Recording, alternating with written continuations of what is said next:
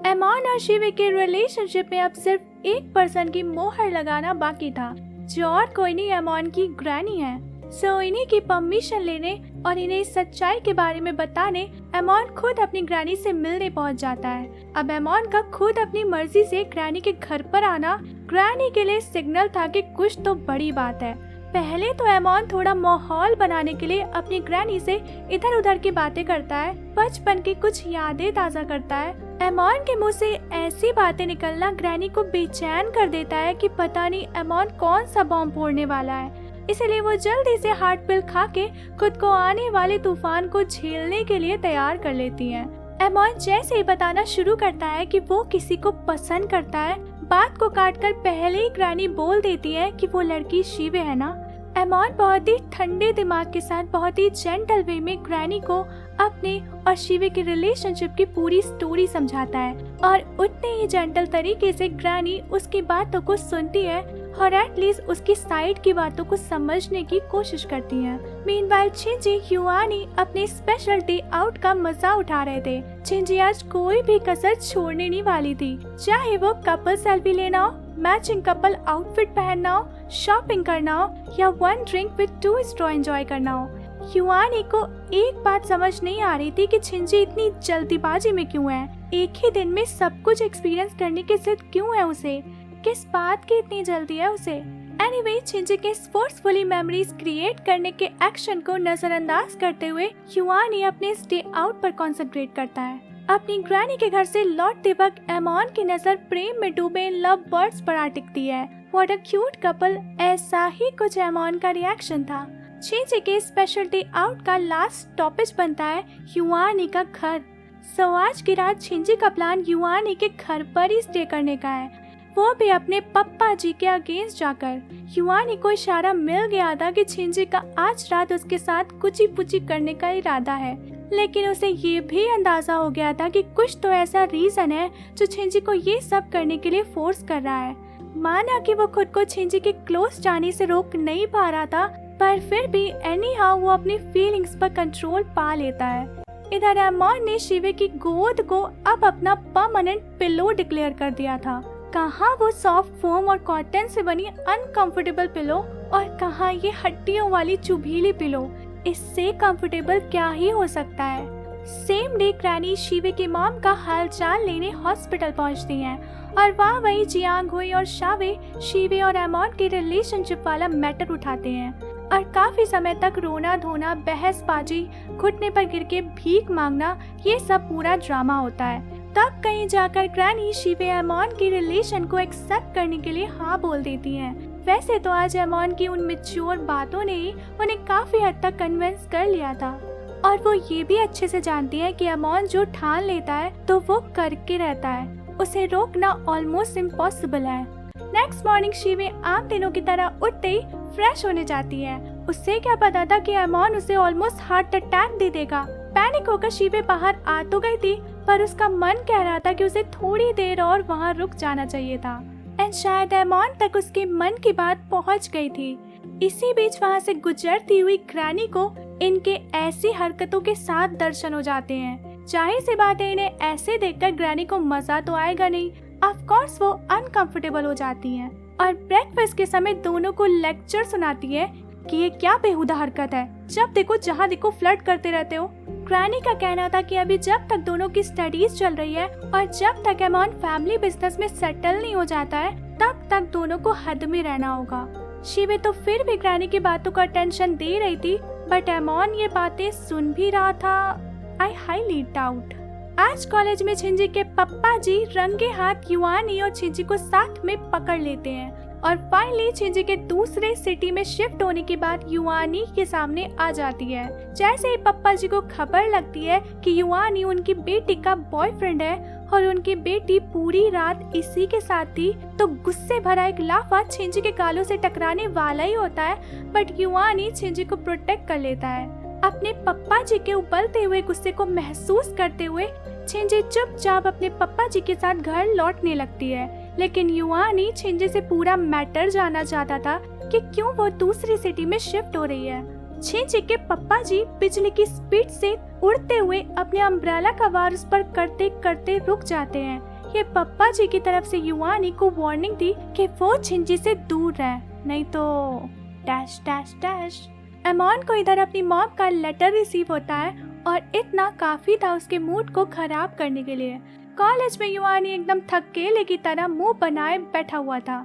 ऐसे समय में एमॉन अपनी उल्टी फुल्टी बातों से उसके मूड की और बैंड बजा देता है। इधर छिंची ने खाना पीना छोड़ दिया था जिसका कोई फायदा होता दिख नहीं रहा था। सो वो अब अपने फादर को मनाने के लिए ब्रह्मास्त्र निकालती है जो थी उसकी मॉम। वो पप्पा जी को रिमाइंड कराती है उस समय की यादों को जब वो उसकी मॉम से मिले थे। उन्होंने भी भाग कर ही शादी की थी। हाँ, वो अलग बात है कि बाद में उन्हें फैमिली का अप्रूवल मिल गया था। छिंची पॉइंट करती है कि उसने जितनी भी उनकी पुरानी पिक्स देखी हैं, उन्हें देखकर साफ पता लगता है कि उसके पापा उस समय में बेहद फनी, रोमांटिक और ओपन माइंडेड थे। आज की तरह रूड, स्ट्रिक्ट, रिजर्व टाइप के नहीं थे और इसीलिए उसे अपनी मॉम से जलन भी होती है कि उसे अपने फादर का वो जेंटल साइड एक्सपीरियंस करने को नहीं मिला जो उसकी मॉम को मिला था। इन सब बातों के साथ वो अपने फादर से अपना प्यार एक्सप्रेस करती है कि उनके बीच चाहे कितनी भी आर्ग्यूमेंट हो, छोटी बड़ी लड़ाइयाँ हो, बट इट्स द फैक्ट कि वो अपने पापा से बहुत प्यार करती है, बिल्कुल जैसे उसकी मॉम करती थी। यहाँ युआनी के दिमाग में बस छिंची ही छिंची रिप्ले हो रही थी। हाँ, उसका और छिंची का रिलेशन बहुत ही सडन और अजीब हालातों से शुरू हुआ था, बट अब इस बात को वो डिनाई नहीं कर सकता कि उसे छिंची से इश्क वाला लव हो चुका है एंड वो छिंची को खुद से कहीं दूर जाने नहीं दे सकता। उसी पल युआनी छिंची के घर पर प्रकट होता है और पप्पा जी की आंखों में आंखें डाल के डिमांड करता है कि वो छिंची को कहीं जाने नहीं देगा, वो छिंची को अपने साथ रखेगा। एक फादर के तौर पर वो युआनी के इस डिसीजन पर सवाल उठाते हैं कि तुम्हारे पास अभी है ही क्या, अभी बस एक स्टूडेंट हो तुम, कैसे तुम मेरी बेटी की रिस्पॉन्सिबिलिटी उठा पाओगे। एक निब्बे की तरह युआनी इसका जवाब देता है कि मेरे पास प्यार है, मुझे भी आपकी तरह छिंची की परवाह है। अपने निब्बे की ये बात सुनकर हमारी निब्बी दौड़कर अपने निब्बे से चिपक जाती है, पर भाई साहब पप्पा जी अब निब्बा निब्बे के स्टैंडर्ड से बहुत ऊपर आ चुके हैं। उनके सामने आशिकाना डायलॉग नहीं चलेंगे, उन्हें तो एक्शन से मतलब है। छिंची के पप्पा जी अपने समय के एक फेमस स्वॉर्ड्समैन रह चुके हैं और आज इसी स्वॉर्ड्समैनशिप में वो युआनी को चैलेंज करते हैं जिसे स्वॉर्ड्समैनशिप का शिप भी नहीं पता। हालांकि उन्होंने असली स्वॉर्ड को वुडन स्वॉर्ड से रिप्लेस कर दिया है। सो चैलेंज के रूल थे कि छिंची के पप्पा जी अपने स्वॉर्ड से 3 बार युआनी पर अटैक करेंगे और अगर इन 3 अटैक को झेल कर युआनी खुद को खड़ा कर पाता है तो युआनी चैलेंज जीत जाएगा। इसके अलावा अगर युआनी एक बार भी अपनी स्वॉर्ड से छिंची के पप्पा जी की बॉडी को छू भी लेता है तब भी वो युआनी से हार मान लेंगे और अपनी बेटी की रिस्पॉन्सिबिलिटी उसे सौंप देंगे। छिंची जानती थी कि उसके फादर का एक बार ही युआनी की हड्डियां तोड़ सकता है। दैट्स वाई वो दोनों को समझाने की कोशिश करती है कि ये चैलेंज रोक दे, बट दोनों ही पार्टी पीछे हटने वाली नहीं थी। सो चैलेंज स्टार्ट होता है। फर्स्ट अटैक ही युआनी को जमीन पर ला पटकता है। जैसे तैसे युआनी खुद को खड़ा करता है तो दूसरा अटैक फिर उसकी हालत बिगाड़ देता है। छिंची अब उससे बेग करने लगती है कि बस बहुत हो गया, गिव अप कर दो। युआनी को नहीं पता था कि अगला अटैक झेलने की उसमें ताकत है या नहीं, बट उसे इस बात की खुशी है कि उसमें और उसके फादर में जो भी जीते जीत प्यार की ही होगी। दोनों ही छिंची से बहुत प्यार करते हैं। युआनी की ये बातें छिंची के पप्पा को टच कर जाती है एंड अब जब लास्ट अटैक की बारी आती है तो छिंची युआनी का शील्ड बनकर उसे किस कर लेती है, जिससे पप्पा जी डिस्ट्रैक्ट हो जाते हैं और युआनी मौका पाकर अपनी स्वॉर्ड से पप्पा जी की बॉडी टच करके रूल के अकॉर्डिंग चैलेंज को भी जीत जाता है और अपने प्यार को भी। पप्पा जी की 32 इंच की स्माइल बता रही है कि उन्हें उनके हिसाब का दामाद मिल गया है और क्या चाहिए एक बेटी के बाप को। सो या आफ्टर ऑल द मेस हमारे ये दोनों कपल बिना किसी कॉम्प्लिकेशन के एक साथ हैं। शीवे एमॉन के बर्थडे गिफ्ट की खोज पर निकली थी, जिस बीच आरांग से उसकी मुलाकात हो जाती है। इतने दिनों बाद मिले थे, इसलिए दोनों बैठकर बातें शातें करते हैं और इन्हीं बातों में शीवे को ये पता चलता है कि आरांग कुछ ही दिनों में अपनी मॉम के साथ इटली में सेटल होने वाला है और उसकी मॉम इटली जाने से पहले एक बार एमॉन से मिलना चाहती हैं। इवन उन्होंने इस बारे में एमॉन को लेटर भी भेजा है, पर एमॉन का कोई रिप्लाई नहीं आया उन्हें। शीवे ने जितनी एक्साइटमेंट से एमॉन का गिफ्ट तैयार किया था, आरांग से वो बातें जानने के बाद सारा एक्साइटमेंट फुस हो गया था। उसे पता है कि इस समय एमॉन सेलिब्रेशन के मूड में तो बिल्कुल नहीं होगा।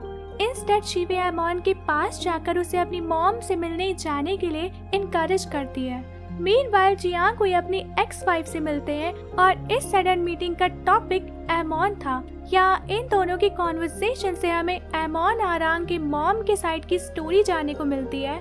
सो आरांग की मॉम एक modern, open minded, fashionista type लड़की थी और शुरू से ही एमॉन की ग्रैनी और उनके ख्यालात मैच नहीं होते थे। साथ ही आरांग की मॉम का फैमिली बैकग्राउंड भी उतना अच्छा नहीं था, पर जब आरांग की मॉम एमॉन से प्रेग्नेंट हुई तब ग्रैनी को मजबूरन उनका ये रिलेशन अपनाना पड़ा। शादी के बाद आरांग की मॉम ने कोशिशें तो बहुत की, पर वो ग्रैनी की एक्सपेक्टेशन पे कभी खरी नहीं उतर पाई। एंड वही एमॉन के फादर, जिनका पूरा फोकस अपने बिजनेस ग्रोथ पर रहता था, वहाँ से भी आरांग की मॉम को कोई सपोर्ट नहीं मिला, जिससे इवेंचुअली उनकी शादी टूट गई। और जब उन्होंने डिवोर्स के बाद अपने दोनों बेटों को अपने साथ ले जाना चाहा, तो ग्रैनी ने एमॉन को ले जाने से साफ मना कर दिया कि वो जियांग फैमिली के वारिस को यहाँ से नहीं ले जा सकती। एंड अब प्रेजेंट में आरांग की मॉम अपने बेटे एमॉन को वापस पाना चाहती हैं और उसे अपने साथ इटली में सेटल करना चाहती हैं। यहाँ एमॉन भी काइंड ऑफ सेम चीज शीवे से एक्सप्रेस कर रहा था कि अगर वो पैदा ही नहीं हुआ होता तो उसकी मॉम को जियांग फैमिली में शादी करके फंसना नहीं पड़ता। एंड मे बी यही रीजन है कि उसकी मॉम उसे यहाँ अकेला छोड़कर चली गई। इतने सालों में तो वो हिम्मत नहीं जुटा पाया अपनी मॉम को फेस करने की, बट अब उसके साथ शीवे जैसा सपोर्ट है, इसलिए अब की बार वो तैयार है अपनी मॉम से मिलने के लिए।